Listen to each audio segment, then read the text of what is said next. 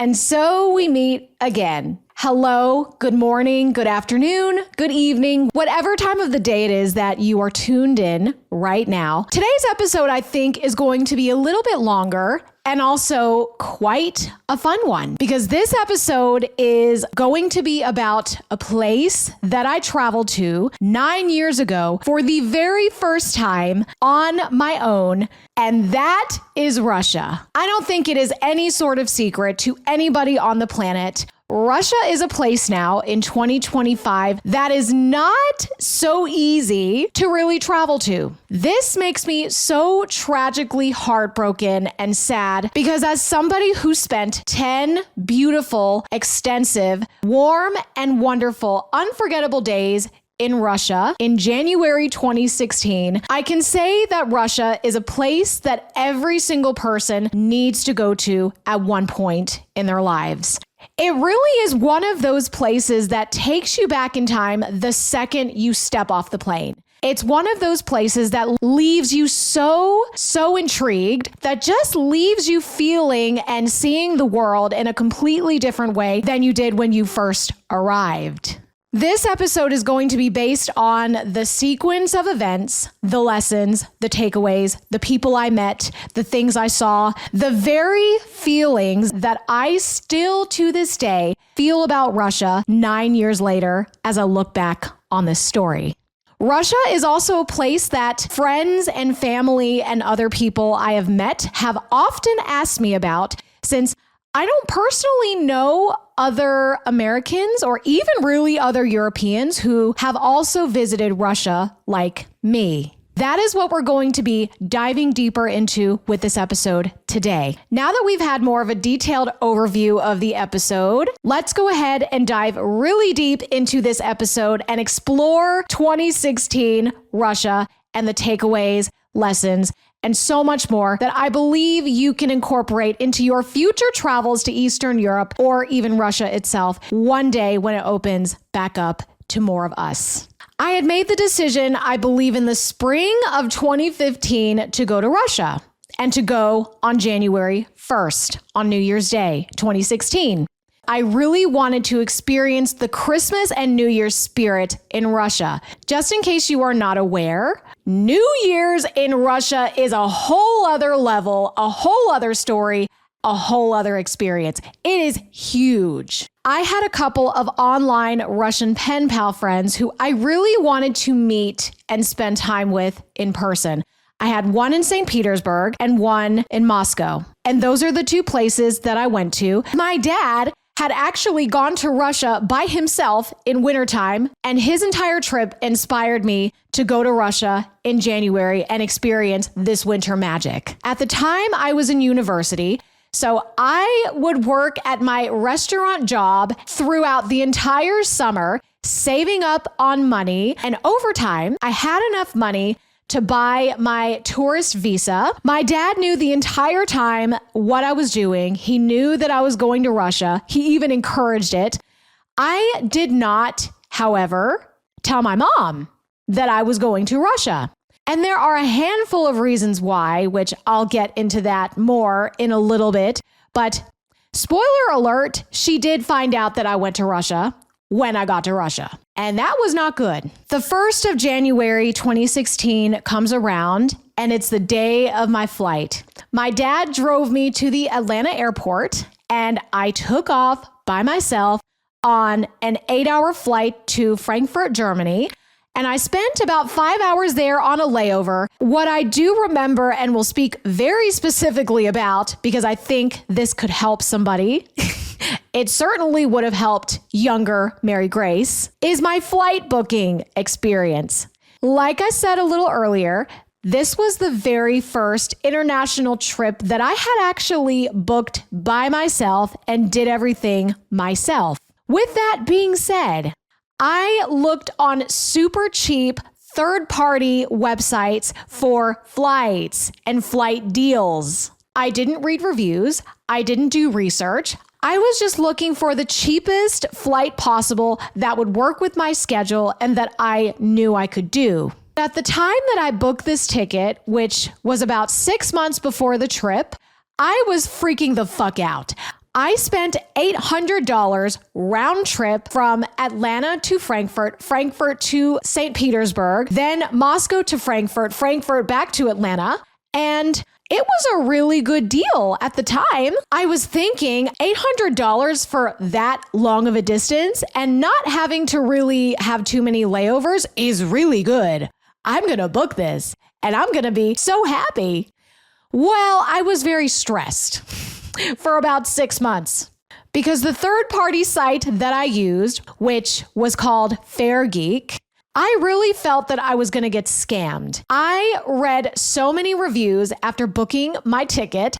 About 2/3 of the reviews that I read were all negative, and they all said something along the lines of, "Oh, don't book with Fair Geek. I lost all my money. No, my flight got canceled at the very, very last minute and I didn't get refunded." I don't know, all sorts of scary reviews that you can imagine. So there I was, 20-year-old Mary Grace, not experienced at all with booking flights. I was so scared shitless for 6 months until I actually got on my flight. So ever since 2016, I have always used Google Flights. And I've always just booked directly with the airline. No third-party shit, no second-party shit. I just can't trust any platform that is not the airlines. Got on this flight from Frankfurt to St. Petersburg, touchdown in St. Petersburg. I think it was like a 20-hour journey when it was all said and done. Went through passport control, customs, baggage claim. And when I was in baggage claim, there was this random trained dog doing tricks with the security guards and they were all laughing. And I was like, oh, they're taking their job real seriously. So I saw this dog and I was just being oblivious and American. I wanted to take a picture with the dog. So I did. That was just a fun little moment upon arriving in Russia. I remember that first night in St. Petersburg, my Russian friend Yulia was waiting outside of the exit area with a sign that said Mary Crawford. It was actually really cute. I arrived at about 7 in the evening and it took forever to get money. In case you are not aware, for future reference, Russia is an extremely heavy cash country. Be sure that you have rubles when you go, or at least you have a card or a bank that you can extract it from an ATM easily. I, for some reason, had so much trouble. My friend and I probably spent about 2 hours simply at the airport trying to exchange dollars to rubles, euros to rubles, like whatever we could do to get rubles. It was so much trouble. And the weird thing about the ATMs that I remember was there was a withdrawal limit at the St. Petersburg airport. You couldn't withdraw more than $100 at a time in cash, which made no sense to me. I don't know why. So that first evening in St. Petersburg, I had almost no money. I had about 600 rubles, which at the time, this was maybe about $5. It was very sad. I don't know why I just walked around with only $5, but I did. Yulia and I didn't have much time to really enjoy St. Petersburg since I got there so late and the airport exchange situation took forever. So we literally just walked outside. It was snowing. I was so happy it was snowing. And we walked down the main street of St. Petersburg, which is also one of the most known streets in all of Russia. And it's called Nevsky Prospect. This street has all sorts of shops, all sorts of cafes, restaurants, malls, you name it. It has everything and it is bustling. It is going. We literally went to Burger King that night and we got food because I literally had no cash because the ATM at the airport wouldn't give me more cash. So we had our first Russian dinner at Burger King, walked along the river in St. Petersburg, and then we headed to the hotel that I had booked for both of us to stay in. And I remember I got my Russian winter wish straight up. Even to this day, out of all of the places I have been to in the world, Russia takes home the gold for being the coldest place that I have ever been to and experienced. I remember walking to the hotel in St. Petersburg. It was negative 20 degrees Celsius outside. If you're American, this is negative 5 Fahrenheit. On top of this, there was wind. So it literally felt like a knife was stabbing into my cheek, a knife that I couldn't get out, and it was just painful. It just felt frigid cold. It felt like a knife was stabbing my cheek the entire way to the hotel. It was wow. It was an adventure, to say the least. Got settled at this hotel. The hotel for 2 nights for 2 people was the equivalent of about $180, which, wow. In a very main part of St. Petersburg for 2 people in a very nice hotel, that was really cheap. We gave each other gifts. We made hot drinks. We sat in bed together and we just talked about, I don't know, like girl stuff, and turned on Russian cartoons on TV because there was nothing else to watch. Went to sleep that night. It was probably about 2:33 in the morning. I woke up randomly thinking, I want a journal about my first evening in Russia. And it was in the middle of me writing that my mom called. My mom somehow found out that I had gone all the way to Russia and had not said a damn thing to her. My dad, like I said, knew the whole time, but my mom, no. The reason I didn't tell my mom that I was going to Russia is because my mom is not a very travel savvy, open-minded person when it comes to traveling to other countries. She's very skeptical. She doesn't give other places a chance. Yes, in the Western perspective, it is Russia.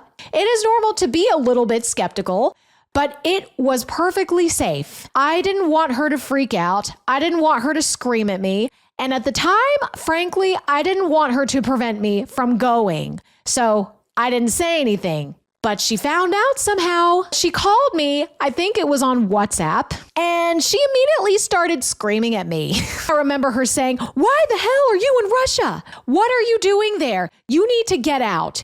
If you don't get out right now, I'm going to cut off your phone. Why the fuck are you there?" I mean, it was not good. And as she was saying this, my Russian friend who was in the bed sleeping right next to me woke up and was like, "What's happening? Are you okay?" And I had to tell her, my mom is screaming at me. I actually did not tell her that I was coming here. She is very skeptical of a lot of places and things that I do, and I didn't tell her. So she's pissed at me. So that bit me in the ass, but it's fine because it was so worth it, honestly. I think she probably stayed mad at me for a day or 2. There was nothing she could do. I was already in fucking Russia. Like, what are you going to do? You're not going to cut off my phone. You're not going to do that. I only spent 3 full days in St. Petersburg and 7 in Moscow. But I will say that the 3 days that I spent in St. Petersburg were so extremely heartwarming and really to this day still truly touch me. What I got out of those 2 or 3 days in St. Petersburg was something that I truly was not expecting. It was the most surprising realization, the biggest lesson that I learned about traveling that I also really applied to future trips in years to come was not having to do with the sights at all. Let's just say that it was a lesson that a Russian book, movie, media, whatever in America would never have been able to teach me had I not experienced this for myself. But I'll get into that. Yulia and I wake up the next day and we spend about 10 hours from about 10 a.m. until 10 p.m. out on the street, out and about, exploring, spending time together, cafe hopping, whatever it is. We really used up all the time that we could. We started off at this breakfast place in St. Petersburg, which apparently does not exist in other cities in Russia and is a place that I would personally recommend if you ever go to Russia. It is a breakfast/cafe place called Du Nord. So it's French, Du Nord. This place was really fancy and antique on the inside, but it was super cheap, especially if you are coming from the West. At the time, for 2 people, we had 2 boiled eggs, a salmon and cream cheese sandwich, a pastry, an orange juice, a cappuccino, and maybe one or two other little treats. And we paid the equivalent of $7 for all of this really good stuff in a very fancy kind of ambiance, relaxing kind of cafe environment. It was so incredible. It was at this place, Du Nord, that Yulia taught me the first lesson about Russia that I didn't know before I actually went there. And it has to do with tipping. I don't know if this is the same case for all of Russia, but at least in the big cities, Russia's tipping etiquette is a mixture of the European standard with an American twist. And what I mean by that is, in Russia, tipping, like in Europe, is not required. It's not obligatory. The waiters don't rely on your tip to survive. However, the waiters do expect a tip. So that's where the American twist comes in. Russian waiters don't need a tip, but it's rude if you don't tip them. It can literally be the equivalent of $1 or $2. That's enough. So my friend and I gave about $2 worth in a tip. At the time that I went to Russia in January 2016, $1 was equivalent to about 73 Russian rubles. In January 2025 money, $1 is now 110 rubles. Just like every other country, there's been some inflation. The point that I'm trying to make is even 9 years ago, it was really cheap, and it's even cheaper now. Also, another really big tip to keep in mind before ever coming to Russia, you really need to learn at least a little bit of Russian to communicate, or at least be able to read some Cyrillic before you go there. All of the signs, even in big cities, for the most part, are all in Cyrillic. There is some English on some major streets, but at the time that I went, there were some places where there was zero English, and I was really lost. I luckily had my friend with me to translate and help, but I still made an effort to learn at least just a few phrases to be polite and to understand at least just a little bit. So those 2 or 3 days in St. Petersburg, we saw the main sites, all of which included, if you are curious, the Nevsky Center, which is a very big shopping mall with a lot of different shops and cafes and delicious places to grab a snack, especially when it's freezing outside. We then went to another mall. Russia has a lot of malls. We went to this other mall called Gallery, and this is where we found a photo booth to take a whole strip of pictures. That's another thing in Russian malls. Photo booths are very common to find. We then went to see the Kazan Cathedral, which kind of looks like some German-influenced architecture. And my personal most favorite, you really cannot miss this in St. Petersburg at any time of the year, is a beautiful structure called the Church of the Savior on Blood. It's kind of an interesting name, but when you see this thing, it is so magical, so beautiful, so colorful. It's gorgeous. There was also this famous Russian dish that I would personally really recommend that you try, and it's a dish called serniki. This is basically a split between cottage cheese and cheesecake, and you can have it with some different sauces. So maybe some jam or some cream cheese. Very local, very fresh, very cheap. Highly recommend. And then at some point, I went to this famous bookstore along Nevsky Prospect, so the main street of St. Petersburg. So the typical sightseeing, going down the streets, enjoying the snow, going to different cafes to stay warm. All of that was really magical. But the most magical part of St. Petersburg, for me personally, was the evening of my third day when I went into a Russian home in a suburb of St. Petersburg called Pushkin. This was a visit that changed my life. This was really an amazing insight into Russian culture and hospitality in a way that I never had seen coming. This home was my friend's mom's friend's home.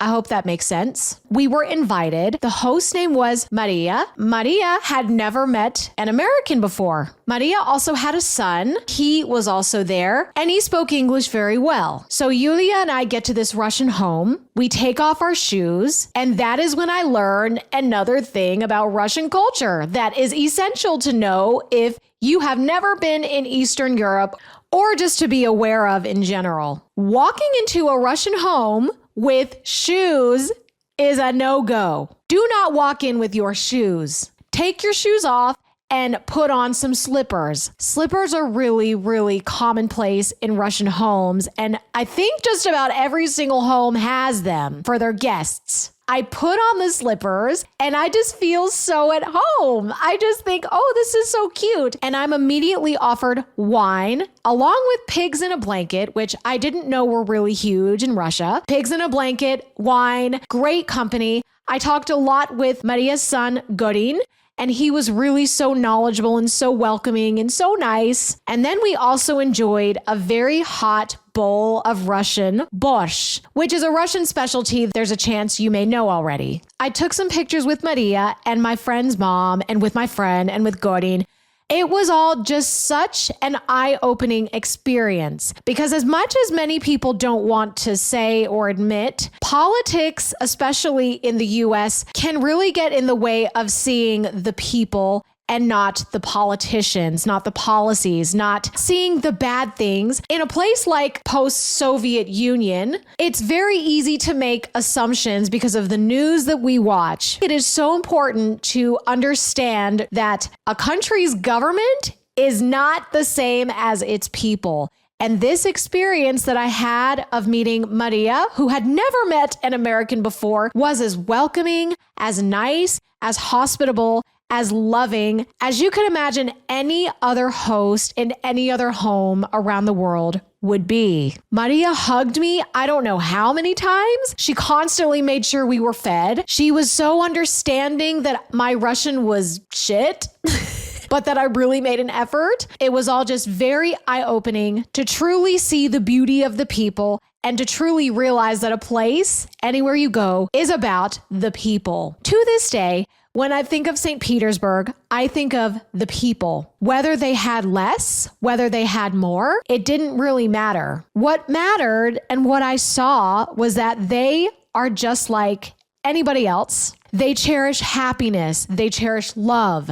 They cherish hospitality. They cherish good luck. They cherish good food. They don't want violence and they just want peace. If only the world that we lived in was that simple. You then realize truly, when you're in situations like this, how truly small the world is. That was the perfect way to close off my time in St. Petersburg and subsequently Pushkin, this southern suburb of St. Petersburg. These 3 days in St. Petersburg really set the bar high for the 7 days ahead in Moscow that I was about to experience. But little did I know that Moscow, at least in my view, blew St. Petersburg out of the water, but in ways that most people wouldn't expect either. My friend Yulia dropped me off or took me to the train station and we parted ways. We said goodbye. It was sad, but I was very excited at the same time for this new adventure in this other part of Russia in Moscow. I took a 4-hour Sapsan train, which is basically the high-speed railway train in Russia, from St. Petersburg to Moscow. I still remember this train going through all sorts of very tiny villages in Russia. And of course, this is January. It's snowing like crazy. And I just remember seeing these countryside towns, not even villages. I just remember seeing these pockets of civilization just in the middle of nowhere, just constantly for 4 hours. There would be like a little shop or two, and then maybe a house or two or three. And I don't even know if they had electricity from the look of it, but it was really interesting to see how people were living, how simple their lives seemed.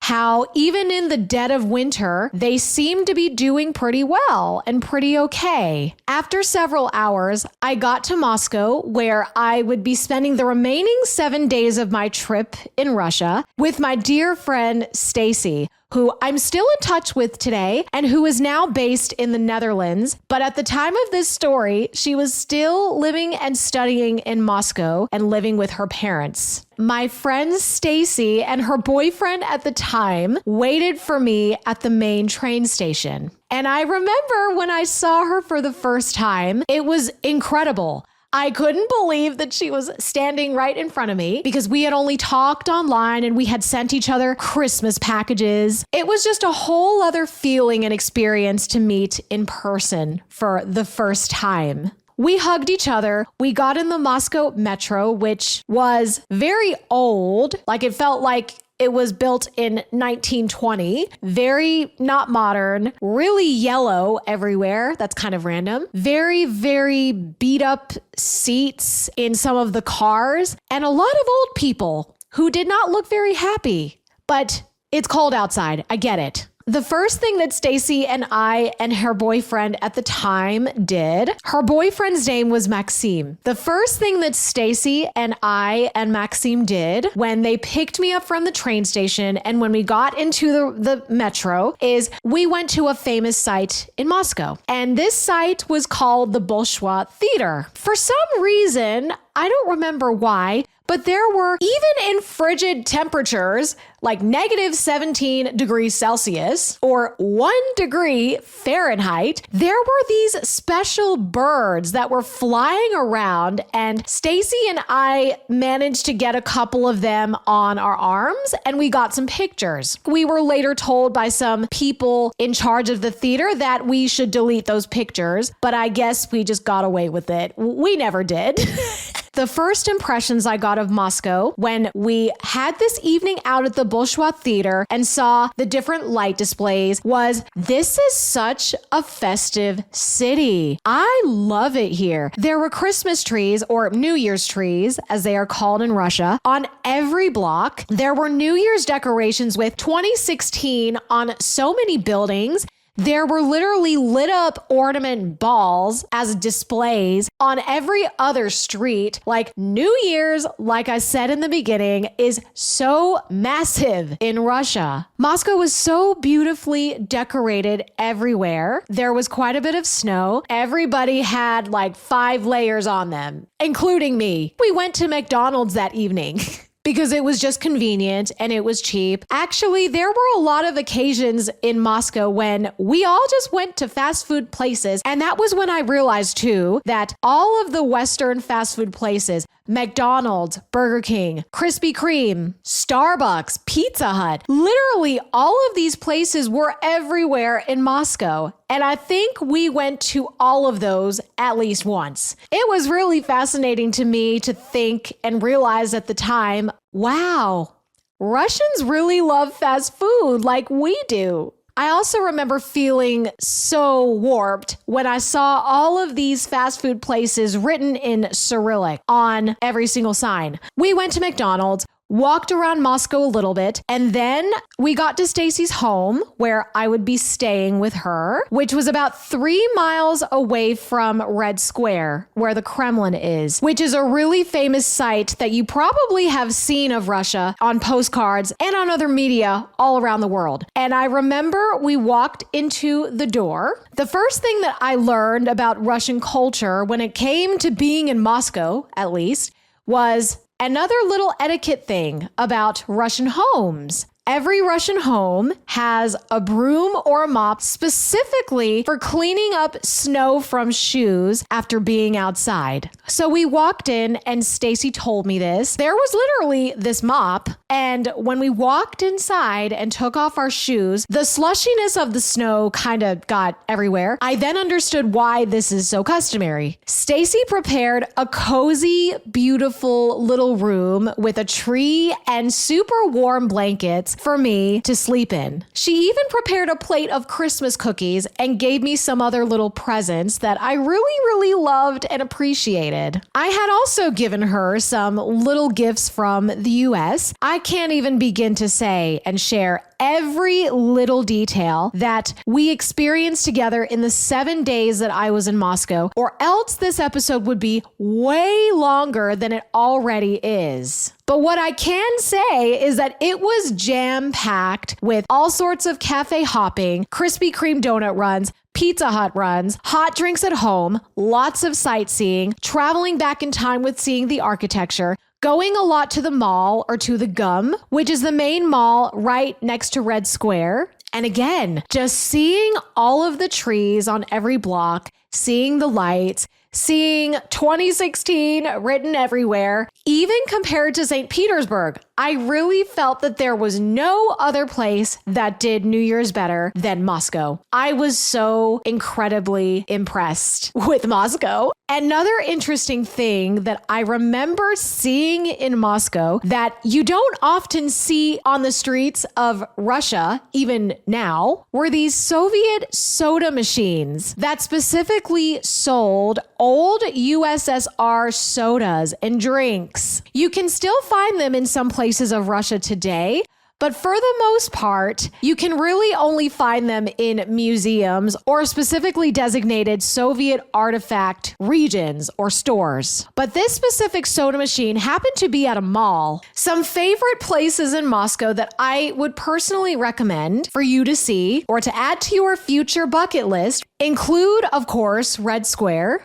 the Kremlin, the gum department store, the big mall close by to Red Square, the Ismailovo Kremlin. That place was just wow. The Bolshoi Theater, even if you don't go inside, just seeing it from the outside is majestic enough. If you happen to go in winter like I did, definitely go and see an ice sculpture festival. Walk around various ice skating rinks, even go skating yourself if you're able to skate. Go coffee shop hopping because there are so many coffee shops in Moscow and in Russia in general. You could never run out of coffee shops. And if you have any other specific recommendations or requests on other things to see and do in Moscow, please feel free to send me a message and I will definitely be more than happy to get into more details with you. Those 7 days with Stacy in Moscow were absolutely incredible. Those 7 days went by in a snap. I remember on the 10th day when I had to say goodbye to Stacy, we were both so sad. It wasn't like we were going to see each other the next month or the next several months, maybe even the next year. We didn't know when we would see each other again. So we stood at the airport together. We said goodbye probably 5 or 10 times. I left with so much Russian love, so much hospitality under my belt, wonderful lessons about the culture, wonderful insights about the people that I hadn't and wouldn't have seen had I not gone, and was just downright touching. Even in the coldest of winter, I couldn't have felt warmer. I couldn't have felt more welcomed. I couldn't have left with more bittersweet, unforgettable memories in Russia like I did. If you have traveled very far away from where you live and you've seen a different culture for yourself, and you've seen in the news that this specific place or these specific people are portrayed as evil and are really bad. But yet, when you go and you interact with the people and you speak to them and you get to know them, you truly do realize that the media and the news only goes so far, but not quite far enough to touch who they are and the things that they stand for. I really look back at my time in Russia,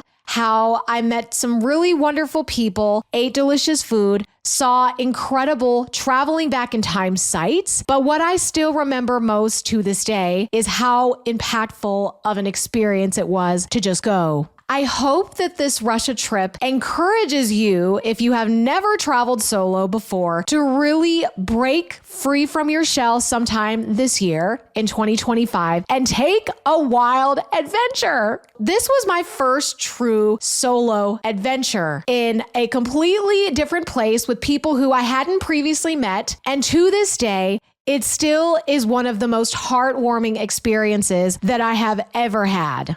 This first solo international trip that I ever took to another country outside of North America truly set the standards high for future travels and future trips, future lessons, and future adventures. It was this very trip that really invigorated a deeper spirit and motivation to really travel so much more and make it a priority in my 20s. So just to reiterate the key takeaways of my personal Russian trip to you, to apply to your future Russia trip or Eastern European travels, tipping in Russia is not mandatory, but you may look rude if you don't tip. Learning some sort of Russian, even if it's just greetings and enough Cyrillic to be able to understand signs, will go a long way. My personal specific recommendation of a breakfast and cafe restaurant in St. Petersburg is du Nord. Very general foods that you need to try include serniki, which is a split between cottage cheese and cheesecake, borscht, the classic Russian hot soup.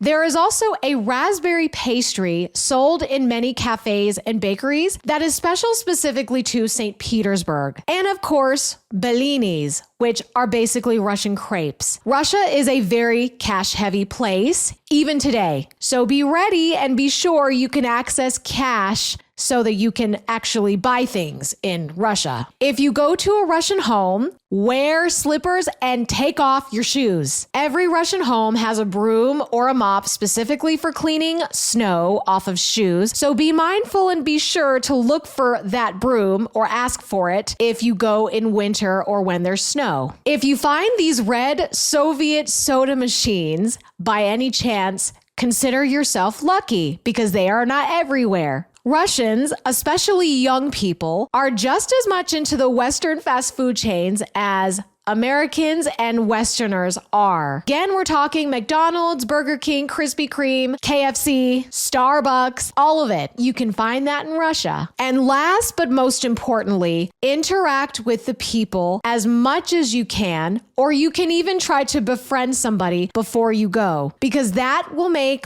all the difference in the world with how you see the country, culture, and people. Don't let the news dictate the views of the people. They are so different than what you see on the news. It's with these takeaways and wrap up that I'm now going to start closing in on the end of the episode for today. I hope that you took something interesting, something insightful, inspirational, or maybe all of those things away from this story. Russia, again, is not a place where touristic travel is really possible right at this second, as I record this in January 2025.